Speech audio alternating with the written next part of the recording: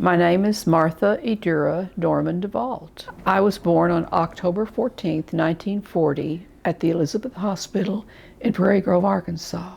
However, my parents lived and worked in Bethel Grove, a rural community outside of Farmington, so I think it is more correct to say I was born at Farmington. When my father and mother married in 1933, following the deaths of both of their previous spouses, my mother brought 5 children to the marriage, and my father had no children. Interesting to note, my mother and father had a family honeymoon. They loaded up a new car, which belonged to my mother when she married my father, and took the family to the World's Fair in Chicago. They did stop in Iowa to leave my sister Wanda Sue, who was 2 years old, with my Aunt Faith. Wanda Sue stayed, and the Iowa cousins became part of the honeymoon. After my mother and father married, 4 more children were born. I am the youngest of 9 children and the only one of my mother's children to be born in a hospital. All my siblings have passed away. My parents were Naomi and Eugene Dorman. When they married, they combined their already thriving farming operations and land holdings. My mother and her first husband, Jim Smith, owned and operated an apple evaporating business in Bethel Grove. This business was vitally important to the local economy of the region during the Depression years. Apple growers in the area had a market for their apples, and local people found work. Important to note, at that time, the Apple Evaporating Company held a lucrative contract with the U.S. government to supply dried apples to the armed services. After my parents married, the Smith Evaporating Company became the Dorman Smith Evaporating Company, but then, after a few years, it closed. My father and mother continued to grow apples as well as grapes, strawberries, and peaches. I remember thinking when I was old enough to sit in one of our peach trees and eat peaches that everyone must have a peach orchard where they could go to eat peaches. In the summer, there were always farmhands about. I remember vividly all the work to harvest crops because I was part of it. I picked strawberries and I cut grapes as well. And I'm sure I spent a great deal of time running up and down the rows of strawberries and in and around the grapevines. My goal for my day's work at the strawberry patch was to make enough money to buy a big cold RC Cola and a candy bar at the Bethel Grove Country Store. The store was located between the place where our home was and the place where my parents grew the strawberries. My parents owned the country store, and they rented it to Richard and Henrietta Davis, who operated it. There was great preparation to get ready for harvest. Strawberry crates were tacked together, strawberry quarts and grape baskets were procured, handles had to be attached to the grape baskets, and labels were pasted to the lids. Field hands had to be contacted and secured. We had one full-time hard hand who worked year-round and made his home in the house that had belonged to my mother and her first husband. His name was Jess Jordan. And sometimes people who worked for my parents lived for a time in the house that had belonged to my father and his first wife. In the work to secure hands for the harvest, of particular interest were the Cherokee from northeast Oklahoma, who my father brought over for the strawberry harvest in the back of his big truck that had sideboards. He built cabins for them down by the Spring Branch on the place where the strawberries were grown. They camped there during the strawberry harvest, and then he would take them home to Oklahoma. My father's work during the strawberry harvest included serving as secretary-treasurer of the Farmington Fruit and Berry Association. During the strawberry season, the association would have a refrigerated car parked on a railroad spur of the Frisco Railroad on the west side of Fayetteville. This site is now the site of many big apartment complexes. Strawberry farmers in the area would bring their crates of berries and load them into the car for delivery to markets all over the United States. Farmers relied on a guaranteed market and a fair price for their berries. Daddy's work involved keeping a ledger of the commerce related to the Strawberry Association. I remember the big adding machine he used. I remember playing on the conveyor that carried the crates of strawberries into the refrigerated car. His work took him late into the evening, therefore I did not get to go with him very often. When the Strawberry Association closed sometime in the early 50s, I think, my father had suggested that monies held by the association be donated to local cemeteries. The beautiful rock retaining wall on the south side of the Farmington Cemetery was built with the funds donated to the Farmington Cemetery by the Farmington Fruit and Berry Association when it closed. Work for me in the winter included bringing in the wood. We relied on wood stoves for heating and cooking. I had to get this chore done before my radio programs came on. I always listened to The Shadow, Bobby Benson and the B-Bar B-Boys, and the Lone Ranger. This chore changed when the natural gas line came down our road. Having the availability of natural gas to heat a broiler house prompted my parents to build a chicken house in which to grow chickens for Tysons. Soon after the building of the chicken house, we converted to gas in our home for heating. Then my wood hauling chores ceased, but another chore took its place. I had to feed the chickens. It was in the late 1940s and early 50s. Times were changing. Producing, gathering, and marketing fruit had to change. My parents were diversified in their farming. They also had a small herd of dairy cattle. They sold milk to the pet milk company. My job was to carry water from a hydrant in the backyard to a large wooden barrel in the front yard. The milk was strained into a large milk can and kept cool in the barrel of cool well water until the milkman from the pet milk company could pick it up. We had well water that was pumped by a gasoline-powered engine into a water tower, and there was plumbing in our house.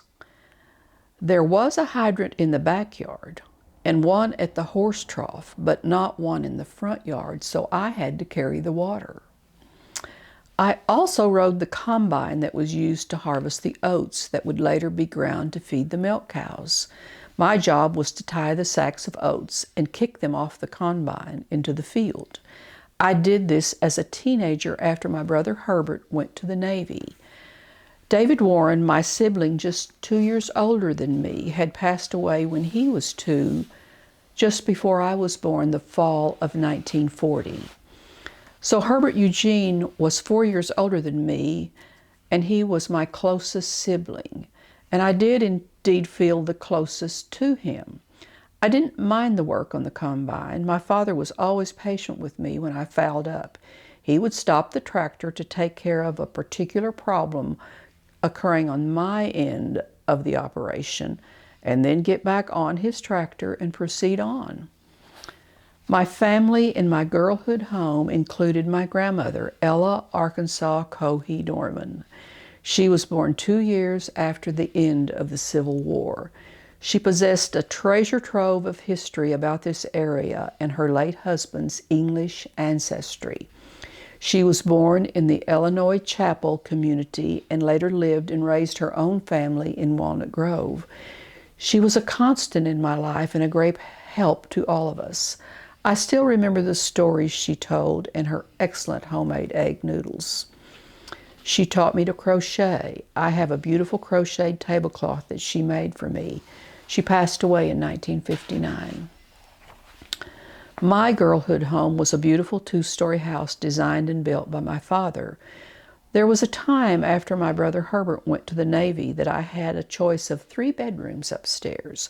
I would move from one to the other as one bedroom was always more desirable depending on the season.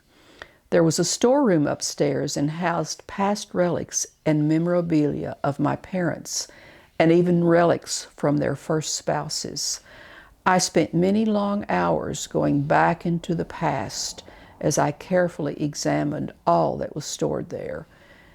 There were 2 bedrooms downstairs, a nice big bedroom in the front part of the house for my grandmother Dorman, and then my parents' bedroom toward the back. The house had only 1 bathroom, which was downstairs. The bathroom always had a bathtub. A lavatory and toilet were added the fall of 1947 after my father's surgery for colon cancer at the Mayo Clinic in Rochester, Minnesota. We had a front porch and a screened-in back porch. There was a room in the front of the house close to Grandmother Dorman's room that held a large desk that had belonged to my grandfather, Herbert Warren Dorman. The desk had been built in the 19th century at Cane Hill. He had used it to house his law books when he served as Justice of the Peace in Walnut Grove. There was also a piano. We called this room the piano room. We had a large living room with a built-in bookcase and a window seat all along the west wall. Our country kitchen included built-in cabinets and a dining area on one side. The dining area had built-in china cabinets. When I was growing up in Bethel Grove, there were two churches in our community, the Little Elm Missionary Baptist Church and the Bethel Grove Cumberland Presbyterian Church. My family belonged to the Presbyterian Church. The churches were located 1 mile apart. Our church was situated across a country lane from the Bethel Grove Schoolhouse. This lane led to the Ralph Ruby home and the Ruby Spring. The Ruby Spring was used by both churches for baptisms. As I recall, vacation Bible schools were sometimes jointly sponsored by both the Baptist Church and the Presbyterian Church and were held in the school building. Our churches also combined to put on a Christmas program at the schoolhouse. There would be recitations by the children and a Christmas play practiced and performed. There was a wonderful stage in that school, complete with wings. We gathered as a community to decorate a very large cedar tree. The tree had been cut down and erected in the front corner of a large schoolroom that had been turned into an auditorium.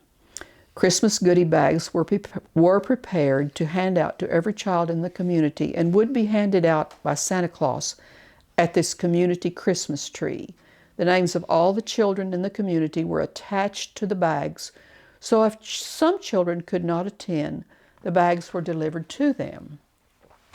Christmas carols were sung by all in attendance and prayers were offered. Then on Christmas morning at home after Santa Claus came, my family would open their presents. Christmas in Bethel Grove in those years was an enchanting time. I also remember the wonderful times we had at play. After church and Sunday dinner, friends would come to play. Often they just came home with me after church for Sunday dinner. We played ante over. What fun! In this game there were two teams, one on each side of a building that served as a barrier. A player on one team that starts with the ball throws the ball over the roof to the other team, yelling some version of ante over to warn them that it had been thrown. If the other team fails to catch the ball before it hits the ground, then they will yell ante over and throw it back. However, if the team that is thrown to catches the ball, then the player holding the ball runs around the building and tries to hit one of the members of the opposing team with the ball. Players are safe if they succeed in running around the building without being hit. If a player is hit, then they join the team of the player who hit them with the ball.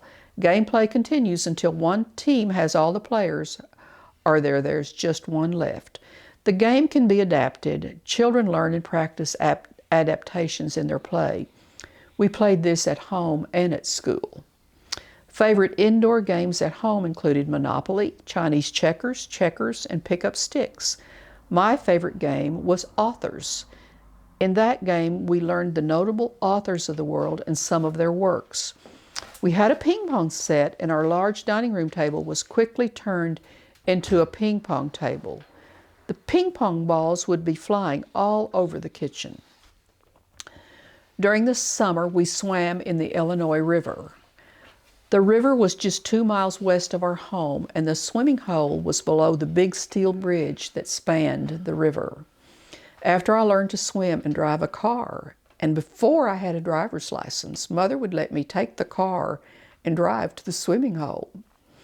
I usually stopped for my neighborhood friend, Jeannie Doms. We felt really grown up going swimming by ourselves. For us at the time, it was a big adventure. Other neighborhood playmates included Willie Mae Stapleton, Mary Lee Davis, and Ellen Shores. Playing hopscotch, jumping rope, and playing jacks were favorite activities played on the cement walk in front of our house. Mother ordered Archie funny books for me to be delivered by the rural mail carrier. I loved these, and later she ordered the magazine 16 for me. I loved to read movie magazines as well. There was no shortage of reading materials in my house. We had National Geographic magazine and the Reader's Digest, and my parents subscribed to the Northwest Arkansas Times that was delivered a day late by the rural mail carrier. In elementary school, some games I remember were Drop the Handkerchief, London Bridge is Falling Down, Red Rover, and Crack the Whip. I didn't like Crack the Whip. I'm thankful for the opportunities I had growing up in Bethel Grove. I learned to work and play. I felt safe and loved. I now live on the north half of the 40 acres on which I was born. I look at the same horizons and enjoy the glorious sunsets that my mother did. Someone asked me the other day if I still lived in the same place, and I said yes. I don't know how to live anywhere else. I feel that the values of rural community life were carried into the Farmington community as a whole when the rural schools consolidated with Farmington School, and that the kids today in that school benefit from those inherited values. My public school education began in 1946 when I started to school at Bethel Grove. A picture of grades 1 through 5 of the Bethel Grove School in 1946 depicts 23 students. I can name some of the school children in that picture. Mary Lee Davis and I were in the first grade. Willie Mae Stapleton, Ellen Shores, and Jeannie Doms were in the second grade. Wanda Lee Stapleton and Gail Ruby were in the fourth grade. Herbert Dorman and Harold Clayton would have been in the fifth grade. As I recall, the following year, 1947-48, only grades 1 through 3 remained at the Bethel Grove School, while the other grades went to school at Farmington.